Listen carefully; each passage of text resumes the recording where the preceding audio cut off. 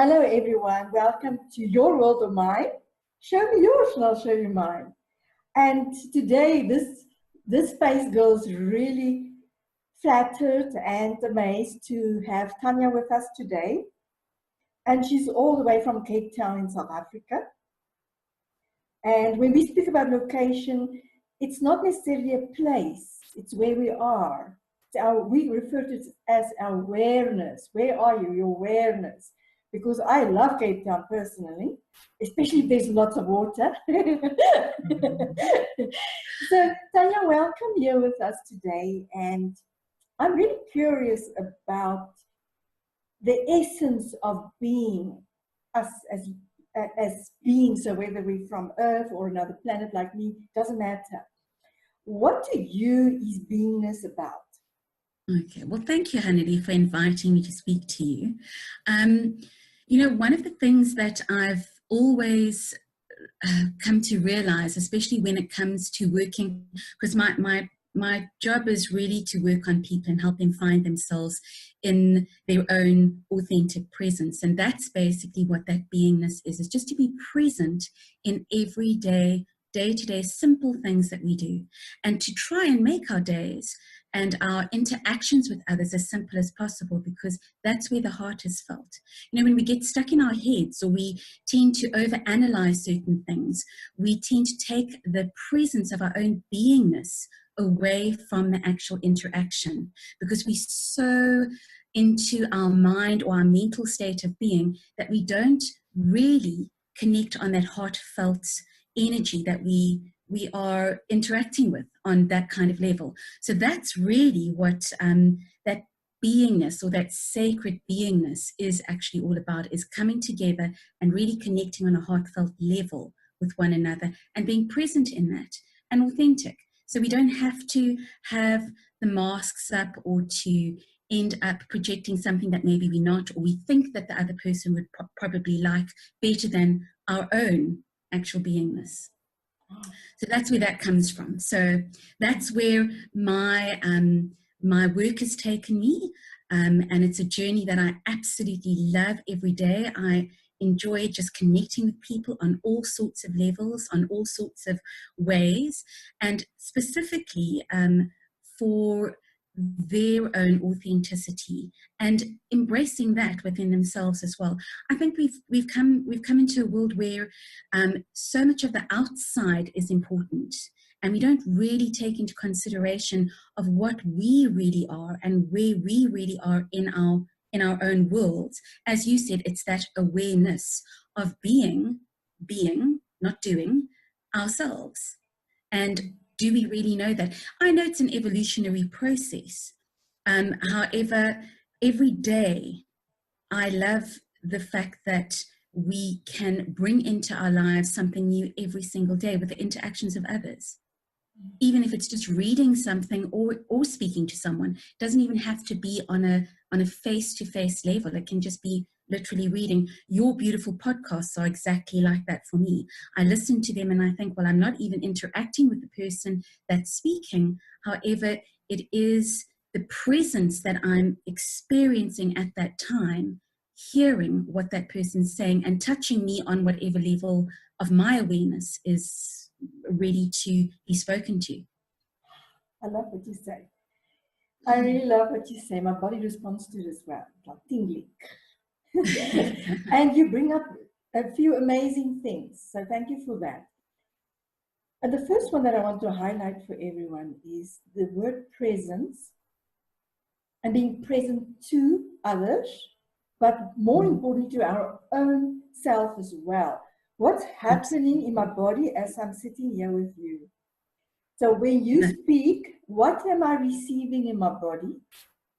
In my whole beingness, not only my body, but my body's like a thermometer. It tells me, in my scenario, other people have different ways of responding to things. Yes. But it's when you say a word, for example, just the word present, being present with somebody. What's going on in my own body? Firstly, it starts off here. So where am I experiencing what? And there's no rights and wrongs. That's the magic of it. It's simply noticing. We call it attentive noticing. What is going on somewhere? And interesting with you now, There's a lots of tingling in my legs. So it goes down to the bottom of my feet, which is very interesting. So it's also a grounding energy as well as this expansive, jittery feeling, which is wonderful. So that's happening, but I don't need to define it now. I'm just becoming aware of it. So when I'm with you, you stimulate something in those parts of my body, and I have my own associations with that. For example, if my legs and my feet are stimulated, it means there's a grounding presence. I'm safe. Yes. It's okay to be with you. It's wonderful to be with you because I'm feeling safe. My body's feeling safe. Good. Now I can go to different levels. I can go to my emotional level and my heart level, and my mind can make all sorts of connections and associations. Yes. But when I'm present in my body, so I'm here with me first. Correct. I can hear more. I can receive more of what you are sharing.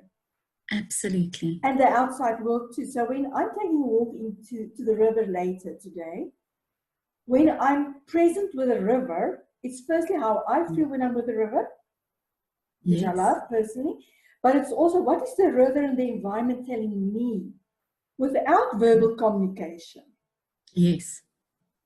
And if we really go into presence in that sense, so much more is available to us. Because it's like you say, the mind can constrict us.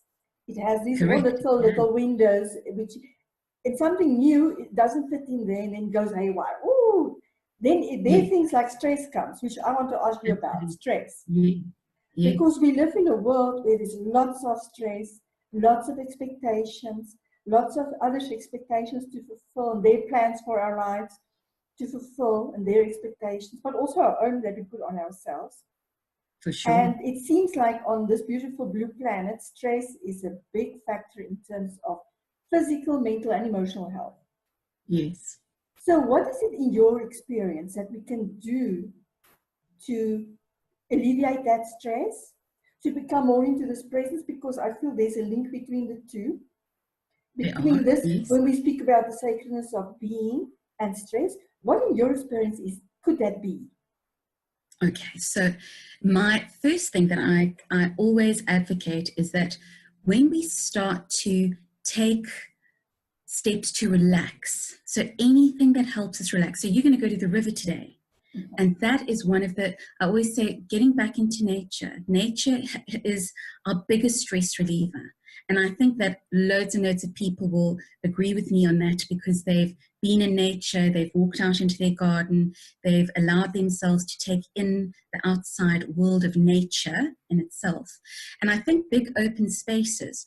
So, you know, one of the things that I have realized, especially from living in Cape Town over the last couple of months with our water restrictions, is that just as anything dehydrates, so do we as human beings. And the only way that we can really expand ourselves again is by getting out into bigger open spaces and relaxing. But the relaxation part of it, I advocate to anyone, just choose something that relaxes you. It can be listening to music. It can be, yes, walking outside into actually getting into water. Beautiful space to be in order for us to completely open and relax. The more relaxed we are, because my whole premise is actually the nervous system of the human body, because the nervous system of the human body relates to every single organ, every single physicality and non-physicality that we actually end up having. It's our communication center. So when the nervous system is stressed, we're going to feel things like our heart's racing, our breath becoming faster. We're going to end up maybe even perspiring a little bit. We're going to, 99% of the time, a lot of us rush around thinking we've got to do something in order for us to relieve our stress. However, one of the biggest things to relieve stress is actually that presence of being. Just being in a space where you are letting go of absolutely everything that you're holding on to. And when we think about stress, what do? If we're driving our cars and we're stressful, we're holding onto the steering wheel really, really, really tight.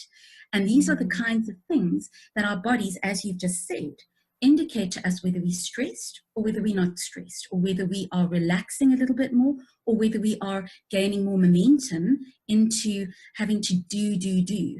Because the problem is with a lot of us, we have been in a world that has said to us, unless you do anything, you're not successful. And we're always striving for success. You know, a lot of us just want to be, I suppose, acknowledged for our level of success, for whatever it is, on whatever level it is. And the thing is, I've always said to people, you know, success is only measured in your life by the amount of time you have spent allowing your body to expand and experience as much as you possibly can without being under duress. Because those experiences are going to actually end up taking you to your next experience and your next experience. And whatever fear you're holding, because that's obviously the stress part of us, the anxiety part of us, that's the fear. Whatever fear you're holding in that experience, you're going to take over to the next and the next and the next. So the whole point of actually just being is saying to ourselves, well, just like you did, I'm anchoring myself. Okay, so I'm feeling really good because my feet are tingling and I'm really feeling like I'm interacting on a good level here. Feels good in my body. My heart isn't racing at a speed that I can't control, or I'm not perspiring too much, or I've got a sense of curiosity about what it is that I'm doing, or what I'm seeing, or what I'm interacting with. But the most important thing, I think, on all of this, apart from just relaxing the body and talking about those stress areas, is to live life as simply as we possibly can. Because when we start living life as simply as we possibly can, we start taking a lot of the stresses out of, and a lot of those stresses are a lot to do with how we have been programmed, how we've been told to live. And a lot of those told to live conditions, if you want to call it those, are just other people's opinions. And an opinion doesn't mean to say that it's right. An opinion is not something that is right or wrong. It's just someone's idea of something. So I keep on saying to a lot of the people that come into my therapy room, or that I interact on the internet with, what do you consider is important for you? Because that then is where you have to start working from. That's the point that you start working from. And I think when we simplify it, when we can actually simplify it into very, very, I suppose, a simplified version of maybe what the other person thought it was, we start to unravel a lot of beliefs, I suppose, and patterns that we've taken on of others that are no longer valid in our own lives. And it's quite interesting, because a lot of the beliefs that we actually have been other people's beliefs, or other society's beliefs, or other cultural beliefs that maybe don't work for us anymore. We've got a world that is evolutionary. We moving in leaps and bounds in our worlds at the moment, and it's forever a cyclic kind of pattern. So I always say to people, you know, every now and then, just check the belief system. Does it work for you right now? Is it simple enough for you to move forward without fear? And if that's the case, then it's a little bit easier. So we start relaxing in that way, and we start expanding our energy, because when we expand our energy, we then start to take on or we can then experience the beauty of what we actually are living in. And I've often said to people, how often do you, on your way to work in the traffic, how often do you notice beauty around you, even if it's the person in the car next to you? Do you notice how beautiful their hair is, or what color they're wearing? Very few of us do, because all we're thinking of is we've got to get to work, and we've got our hands on the steering wheel thinking, oh my gosh, I've got to get there, I've got to get there. It's not going to make the traffic move faster, so why not enjoy what's around you? And that's the way to actually do it. That's the way to be present. It's a way to be simple in that, what we would call maybe a stress situation, and turn it into the presence of being. I love what you say. There's so many things going on now that I want to ask you about. And let's start with the steering wheel one before I forget that one, because I think that one is most important for all of us. Yes. And if you're just listening to the podcast, you won't see it, but if you look at the YouTube video, you will see it. What I'm showing now is when our hands are clamped together like this, like in a fist, like on a steering wheel clamping. When we sleep at night, it's our biggest indicator of our level of stress is when you wake up during the night to see what's going on with your hands. Absolutely. Are they clumped together like this, like in a fist, holding on to something? Because what's happening then is in this world of achievement, where everything is, like you said earlier, about success linked to achievement and not to the experience itself, which is very different. It's when our hands are clamped together like this, we cannot receive anything. Absolutely. So now we talk about abundance, we talk about poverty, wealth, doesn't matter what you want to call that phenomena. If we cannot receive from the universe and from the world, whatever your expression of it is, to come to you if your hands are clamped together. So when you're in a stressful situation, I like the link you bring to our body with the nervous system as well, because when I'm like this, it's impossible when I clamp my hands together that energy can flow through my body. Absolutely. So my well-being is directly influenced on all levels: emotional, physical, mental, spiritual, all levels of being. But it also then brings me back. When I'm clamped up like this, my body is going into this contraction stage. Something has to give. So when we have these breakdowns or whatever you want to call these stress-related, and we speak about disease as dis-ease, your body is in dis-ease. That beingness is in dis-ease. It's not easy to flow. And we are born to be free, to be, it's like that. You know, if I have to bring up a symbol for it, it would be a horse, a wild horse. Yes. Rushing through the fields. There's no limitation. No. And but look what's behind that. There's that force behind it. So it might be oxymoron in terms of the mind to think that if you're so relaxed in the sense of beingness, correct, that you have that power of that horse behind you. But it is true. It is. You're absolutely spot on. And then the hands open up. You can receive, and you're also able to do a lot more, but from a different place. Correct. From a very different place. And very interesting. Sorry, not to. You're given the hands as part of the analogy, and the hands itself. We have our heart energy comes through our hands. And that's very, very interesting, because when you were saying, you know, we have these stresses, like, for instance, we get a nervous breakdown or whatever it is. Heart attacks are one of the biggest causes of obviously pent up stress and actually really, really holding on to that stress without letting it go. And yes, very much so in our hands. So it's a very, very heartfelt emotion when it comes to that compression of energy, so that we're not having that outlet, I suppose. And this is why hugging is so important. And I bring that into the conversation, because even if you hug yourself, and that's often what I tell my clients, go to bed hugging yourself. Because when you start to do that, you start to relax, because then you start to feel your whole body, because your arms will slowly start to actually just relax and fall down to your side. It is one of the most amazing poses to fall asleep in, when you're hugging your body and telling your body that it's fine, everything's okay, we've done the best that we can today, let's just now relax into a resting stage, which basically that's what sleep is.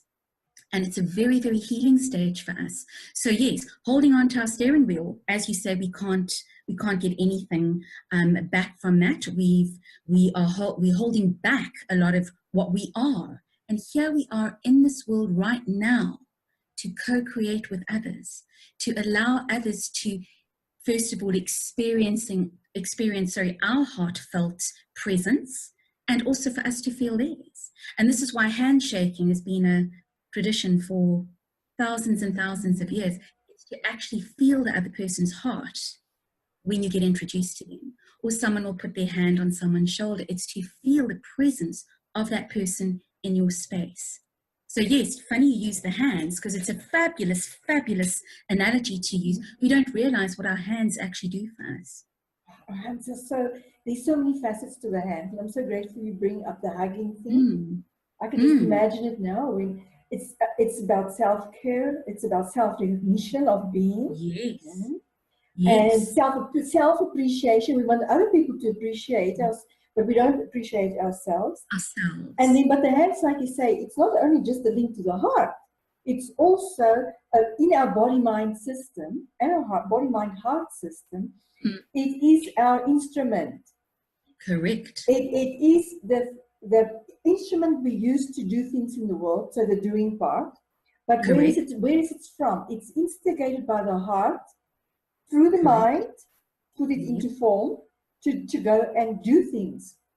So, but there's the other part of the hand that's also extremely important to also just get to understand.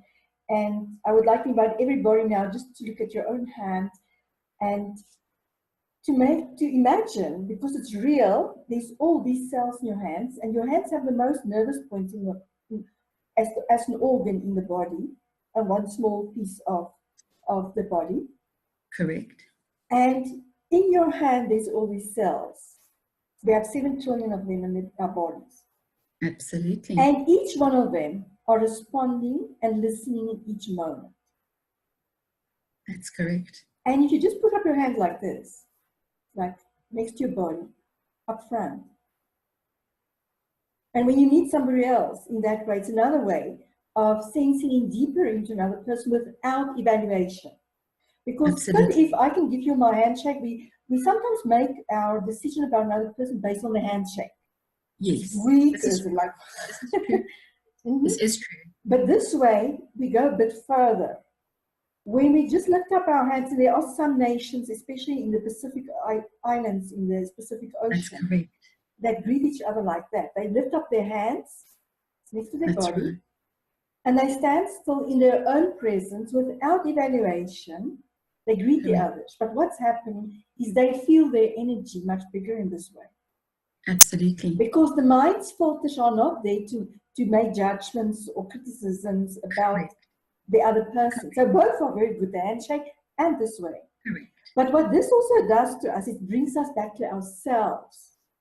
Because when we with new people, there could be some filters, whether it's psychological, mentally, emotional, doesn't matter, or our body itself, that puts us in a stage of fear or anxiety when we go into a group of new people. This way, that sense of beingness that we spoke about earlier, when we raise our hand like this, brings our attention back to our own body. What does that mean? It brings us back to our own power. So we don't need to feel less than the others. We don't need to get approval from them, or permission to be from them, or them to like us, because we go into our own power. And for us, when we speak about power, power is my connection to myself and my connection to everything around me. And when we start from that point, where we come back to ourselves, we actually love others more, because when we speak about love, it's in a different way, but we allow them to be who they are without judgment. That's correct. And then it goes to the relationship part of how we relate to others. Absolutely. So it's all linked. And the hand's part of it. The hand is part of it. Absolutely. But you know what? I want to go back to something that you mentioned earlier, but I think it's really important for us to also explore today. There's 2 things. The simplicity and the complexity part, which will be linked to the other 2, by the way, experience and achievement. Where we even take this hand steering wheel scenario again. Yes. When we're so focused on this achievement thing, we're grabbing onto this thing, we don't allow anything else to happen, which could make this process much easier, number 1, and which makes it a lot less complex. Absolutely. But when we live in a world of achievement, where we don't even give time to the experience itself, like you said, sitting in this car and watching these people around us, and we go back to attentive noticing. what's the color of her eyes? Just imagination going a little bit, because we live in a world where we don't need our imagination that much because of the visual world that we live in. And what is her husband like, or her partner like? It's a game, and it's wonderful. And to notice the color of her dress, or how he's holding his steering wheel. What is he doing in his car?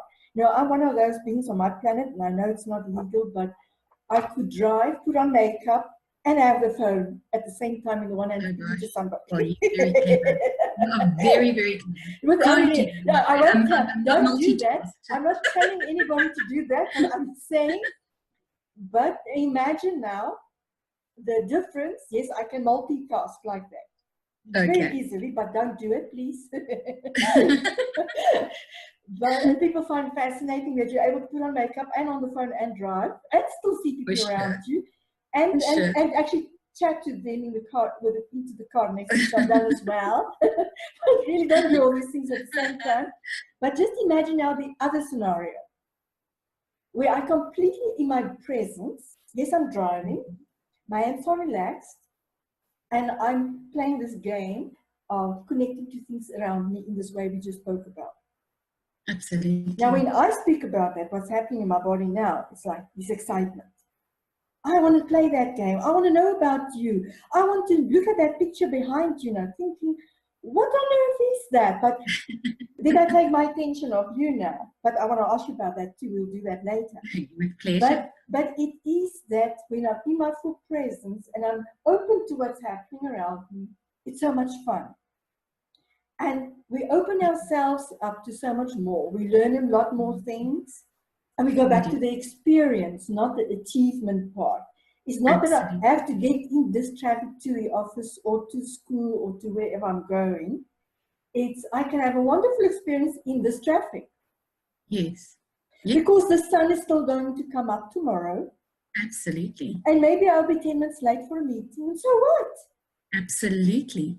And you know, 99% of the time, I have done it time and time again. When we are present and when we are focused on just being in our own presence, doing what it is that we need to do, we'll always get to where we're going on time. The traffic will, just like magic, just open up and allow for flow for us. And the thing is, I think you hit the nail on the head when you actually said it's about having fun, because a lot of us do take life too seriously. I know there are some serious things about life that we really do get into, and that is very serious for us. However, I think that we lose a lot of, as you said, our imagination and our ability to create in fun. When we have a look, I mean, even when we talk to different people doing different kinds of work in the world, and even really what we would maybe call people that have achieved, you know, big, great things, one of the common threads that we say is they've had fun doing it.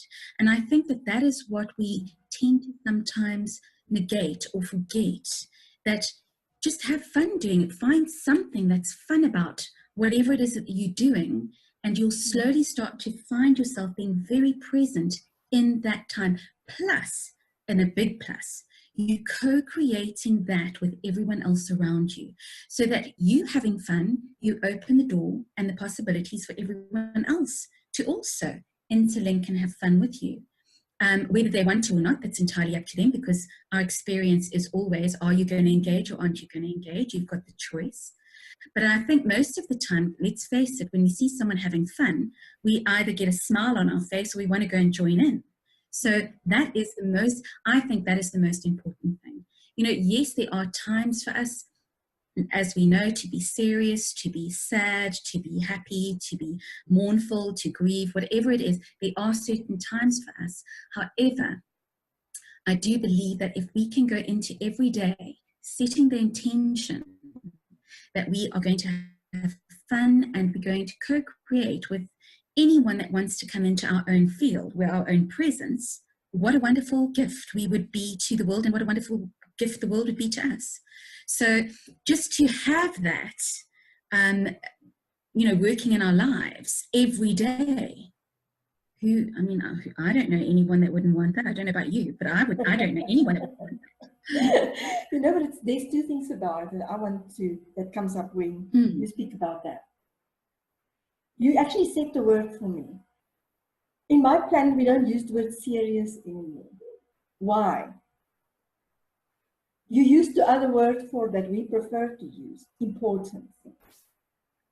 And when we say important, it means that when you are feeling something like you mentioned, grief or stress, which for us is not the opposite of joy, it's an emotion that you feel. Joy is a state of being, it's not an emotion. It's not the opposite of sad or grief. No. So when I speak about important, is when it goes to authenticity as well. That in this moment, if you ask me how am I, and I felt extremely sad, and I told you I'm well, I would have been lying because I'm not feeling well, I'm feeling sad.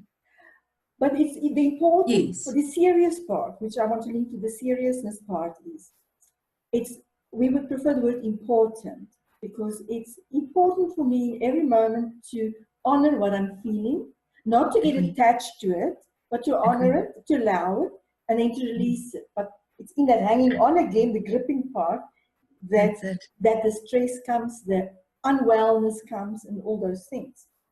So that's one part of it. There's not serious stuff in the world, there's important stuff.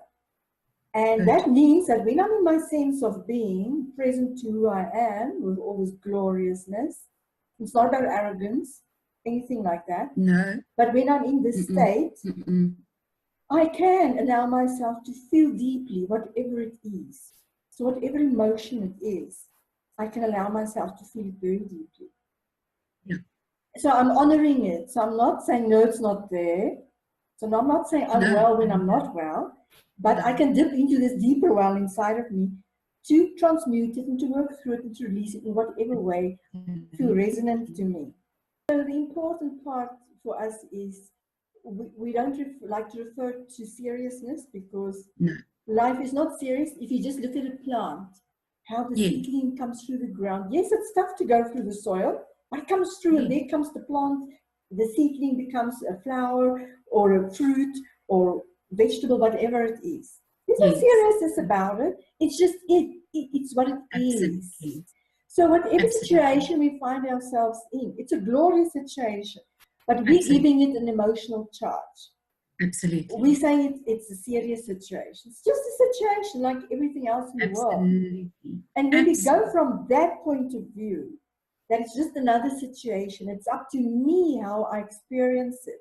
Again, the choice thing that you mentioned earlier comes through. I can now choose how I want to approach it. Correct. Do I want to approach it from an anxious, stressful, anxiety perspective and point of being? Or do I want to approach it from a relaxed point of view? Okay, what I have available with me in this moment that I can approach it with. A lot more empowering than to say, oh, again, the body and the nervous system stress up, and a solution is not possible because we are holding on to the stress part and we're not available to whatever needs to happen. And that brings me back to the experience that you mentioned earlier, the experience versus the achievement part. If we start focusing on the experience in itself, the achievement will happen anyway. But but we put the cart before the horse. Absolutely. A lot of the time that's what we do. And I think the thing is because we're so focused on the goal that we don't really look at how we're going to get there or what we are going to experience while we're getting there. The goal will always happen. I mean, I keep saying to people, you'll always get to the end goal. Doesn't matter what that goal is, you'll always get to the end. It's how you get there that's important. What you are feeling, how present you are in that moment that you actually get there. That is the important part of your experience, of your creating. Because remember, we create from experience. So I keep on saying to my clients and people that I speak to, what do you want to create? What would you like to create? Create from that point of view. So if you want to create something that is good for everyone, we don't know what's good for everyone, but that's what we want to create. we start from what feels good for us, because what feels good for us is going to literally attach itself to whatever is a match to that. And that will bring in more and more and more of those feelings. Because we'll, like for you, for instance, you and I connect. You've got someone else that might connect on your side with the same kind of feeling. And that's how this wonderful web works then in co-creating this world of incredibly good experiences, if that's what we want to label it. It can be a fun experience. It can be a completely out there kind of like weird experience, if that's what you want to, create. It doesn't matter. However, I think the thing is, our intentions are always the very, very, very first building block of anything that we experience. Because one of the things that I've learned in dealing with how we create things is that whatever the intention is in the beginning, whatever you're focusing on in the beginning, that's what's going to actually then be your building blocks on top of that. So the foundation is always the most important part. What is your intention? We say to everyone, what's the purpose of this? What is the end purpose of this? And to try and look at culminating your end purpose for the good of everyone else, or the good of the whole planet, not just one specific person or one specific thing. So is it going to, are you creating the good of the planet when we recycle? Absolutely. That's my end purpose. I want to recycle because I know it's going to help at the end of the day towards the evolution of the planet and the ecosystem of the planet. However, a lot of people might say, oh, really, I couldn't be bothered because really, what am I going to achieve? I mean, it's only one person out of billions. And that is where I think we kind of trip ourselves up a little bit, because we don't realize that the greatness of our own being is really that great, that we can actually be the tipping point to allow the evolutionary process to actually change. And it only takes one person. It doesn't take 20 or 15,000. It takes only one person to think one thought, to then connect that thought to all the other thoughts that are out there that are a match. And it's a wonderful, wonderful experience when you actually start feeling and start realizing that, because that then again, we're going to go back to your word, authenticity. It brings you back to that authentic self, because that's part of who you are. It's where you are. It's who you are, the essence of you. I like your link to the intention with a girl. Because if I just think back now to somebody that I found fascinating with what he did in the world, is Steve Jobs. He had the intention to create something that's long-lasting, that's unforgettable, that gives people unforgettable experiences. He didn't say, I want to create this thing. No. He said, I want to create those type of experiences for people. And then they started, lots of people together, not one person, lots of people together, started to create something extraordinary that wasn't there when my dad was still alive, which is very, very interesting. If you see these things today, if you had to come back to Earth, you'd say, what on earth is this?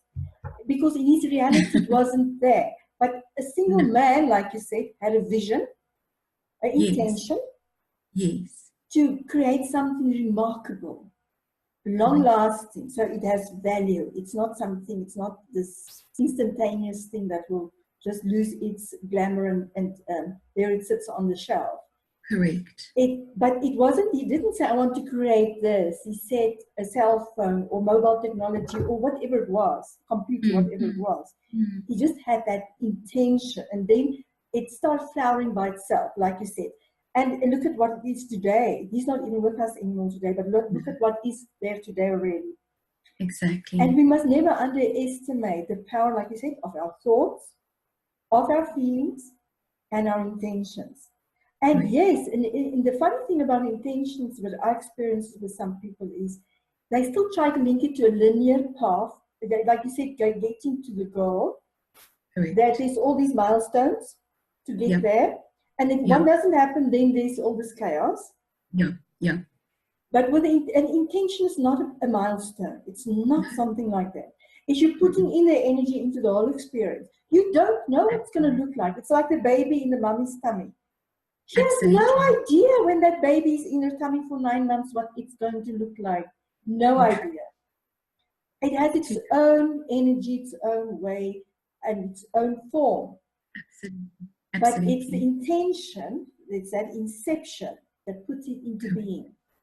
That's correct. And then there's one thing that's needed, trust. Correct. Trust and this presence we spoke about earlier, to be present to what's happening, how this is unfolding. And that's where also the fun lies in. Because we have so many different experiences. But, you know, it brings me back to something that I want to ask you about when we speak about beingness. Yes. It's, for a lot of people, it might be challenging because there's a lot of insecurity in it. And it links back to trust again, is to trust that process. But what is it within our nervous system, in your view, that helps us to trust that it will unfold in its own way perfectly every time? So how's our body? My question is, how's our bodies helping us? Okay. So the body is the very, very physicality of who we are. Everything else is not really that tangible. Our bodies are the tangible part of ourselves, the things that we can actually really touch. And one of the things that I try and teach a lot of my clients when they start looking at trusting what I call our intuition, our gut feel, those things that tell us when we're walking down the street, for instance, I'm going to cross over because I'm not too sure about these people walking towards me. That's your gut instinct. That's the thing that tells you this is the right way, that's the wrong way. This is the way we should be going, or this is the way that will get you to the next step. The thing is that I think what has ended up happening for a lot of us, and I very, very much teach this because it happened in my life, where the adults in my younger life, because of I suppose you could call it the gifts that I was given, in trusting and really seeing beyond the real world that was shown to them. So I could see into energy. I could see into energetic worlds. They, out of their own fear, tried to stop that within me. So I stopped trusting my own intuitive ways, if that's what you want to call it, or instincts. And I started relying on the adults in my life to tell me what to do next. And I think that goes for so many of us in our lives. We weren't encouraged to actually go with what we felt was good for us, or what felt good in our own, was good in awareness for us as we move forward. And I think that this is where this is why I'm reteaching this to others, is to trust that instinct. What is that intuitive gut feel telling you? That's not wrong. Go with that. That's where your awareness, that is what you are feeling. So if you are feeling that sitting in this meeting is not a good idea for you, get up and walk out, because it's not a good idea for you. The problem is what we've done, we've overridden our nervous systems so many times that we don't know when our nervous system is prompting us until we get ill, until we feel physically ill or physically unable to do anything. Whereas these are very, very, very, they're very subtle nuances in our energy system. And it's a very complex system. Our energy system is so complex. I don't even think neurologists know all about our neurological system. We're learning every day new things about ourselves in the physiological states that we have, never mind any of the energetic states that we have. And I think that that's a wonderful thing. It's something that allows us to move forward with new ideas, new possibilities in our lives. However, the one thing that I keep saying to people, if you want to learn about your nervous responses or your nervous system responses, start listening to your body. Start being still and start listening to your body. I always say to people, if you have a headache, what do you do? Most people say they take a headache tablet. Now, why on earth would you do that? Your body is saying to you, I'm not really coping at the moment. Please, won't you just stop for a little while so that we can regather ourselves and regroup, so that we can actually see where our energy is leaking, where we are not allowing energy to flow through our bodies. Could be those hands of ours that are on the steering wheel. So it's all of these things that we are negating each time we look at rather listening to someone else. And I'm not saying, please don't get me wrong, I'm not saying don't listen to those that you consider are important in your sphere of energy. It's just that you tend to know what's best for yourself rather than anyone else. However, what we've done is we've been taught, no, those people know best, those people know best. I go to my doctor, for instance, I sit down and he says, what's wrong? Now, generally, the doctor should, we should think the doctor should tell us, well, we want to know what's wrong with us. No, he starts off with the best question ever. He's asking you how you're feeling. For us on our planet, what I really appreciate what you're sharing about listening to our bodies is what a very simple thing to do if you don't know how to listen to your body, because a lot of people tell me that as well. How do I hear what my body is telling me? How do I tune into what it's saying?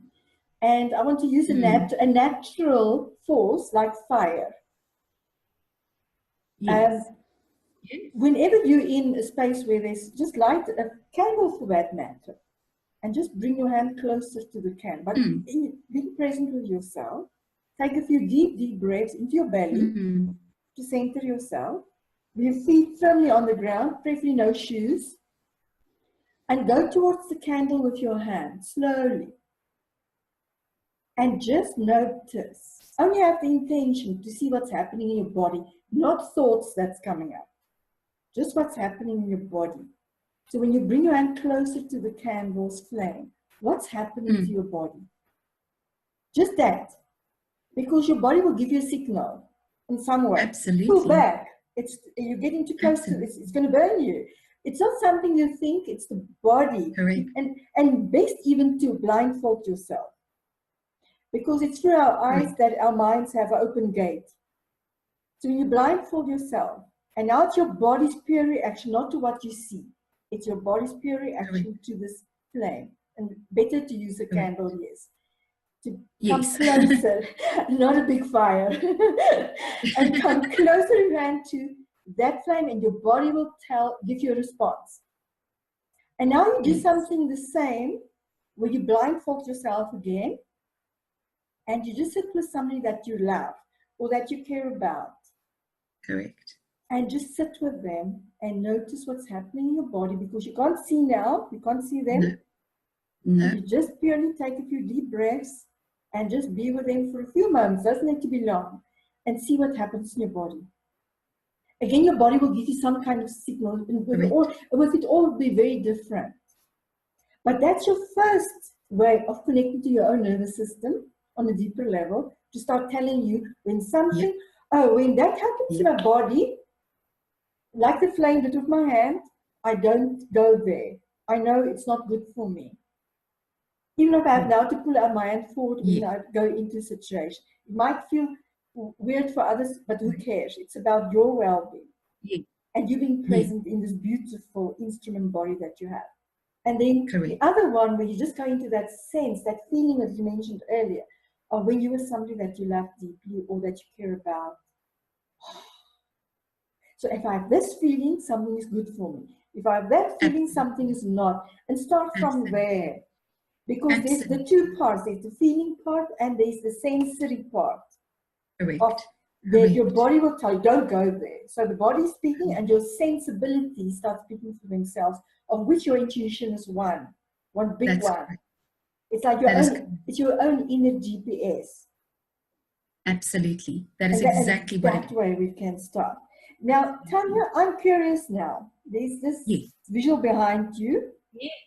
I The cannot chart. exactly see what it is. I've got, now I see its feet. Yes. It's one of Ah. the, it's actually one of the, it's one of the modules that I actually use in order to help people relax. So reflexology, I love the feet because the feet talk to me.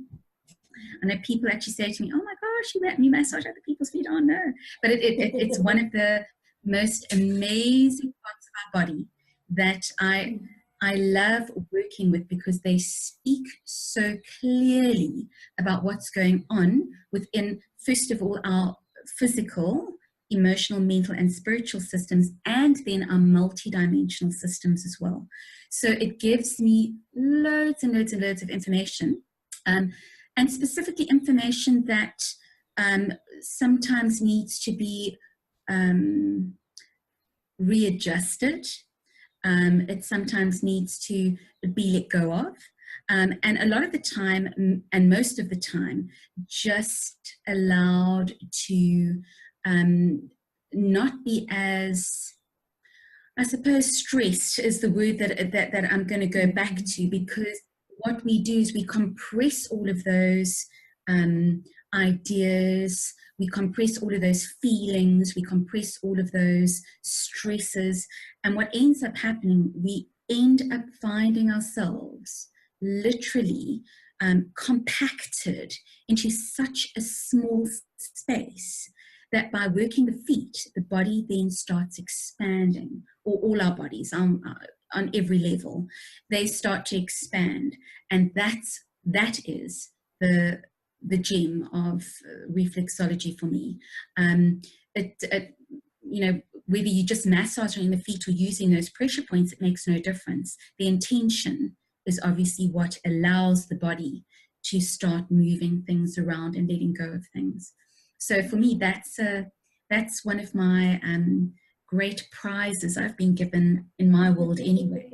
I'm very, very glad that I learned. In fact, I did most probably now up to date, there's probably about 6 different reflexology courses, only because they each taught a specific thing that I was really interested in. However, I'm not a purist. I do all sorts of different things to help people heal, and as you've just said, trust your own awareness, because that's what it's all about, is trusting your own awareness and allowing yourself to co-create in the world with awareness for the greater good of all, anyway. That's beautiful. You know, my feet are responding again. It's interesting that my feet responded in the beginning, isn't it? Yes. And look at where we got to your feet and to reflexology. Exactly, yes. Well, Tanya, can anyone who wants to hear and learn more about and experience, more importantly, more about your sacredness of being, your ways to help people relieve stress and release it, more important, not only release stress, because there's a difference between the two. The one you let go completely, and the other one you still hang on. Let me go back to the hands. And all the other amazing things, like you say, that you share for people to be able to be more present in who they are, that they can be more present to what's going on around them, and to have these fun experiences that we spoke about earlier, in whatever configuration that might be for them. So can they contact you afterwards? Absolutely, with the greatest pleasure. I'm always willing to help in any way that I can. And if you have one message for especially the ones who came more recently, what would that be? I think my message to everyone that and it most probably will be my message for a while still, is know that you are a sacred being. Know how precious your gift is in this world, and go and anchor it everywhere that you step. Just anchor that gift, because we need more and more and more people just knowing how precious they are and how important their light is in the world, because every single person has something to anchor in this world that is worth anchoring across the board. Oh, thank you. I just feel it on my whole body. And as you're saying it, I was receiving it. So thank you for that. And everyone, I would like to invite you to afterwards just listen to this podcast again or watch the video again. And the second time around, just notice what happens in your body. You can even lie down with your eyes closed while you're listening to us or watching us. Just lie down, relax, and just notice what your body does when we speak. The body has so many amazing things inside to tell us whether something is good for us or not, whether something is helpful, whether something can help us improve our lives, without evaluating it, just listening, deeply listening, allow the body to hear and the cells to hear. Because what's happening with us on an energetic level is we bring our internal frequencies up in that way, without the evaluation part. And that by itself is a super gift, which we give to each other, every single human being on this beautiful planet, 8 billion of us. And imagine such a world where we actually acknowledge each other's sacredness of being. So thank you so much, Tanya, for being with us today and for that precious last message. This acknowledgement of the sacredness of being. Thank you so much. Thank you. Thank you for having me on your show. It's wonderful. It's a lovely, lovely opportunity to connect and also just to allow others to know their sacredness too. So that's a wonderful thing that you're doing. Thank you very much. Thank you, Tanya, and thank you, everyone. We'll see you soon.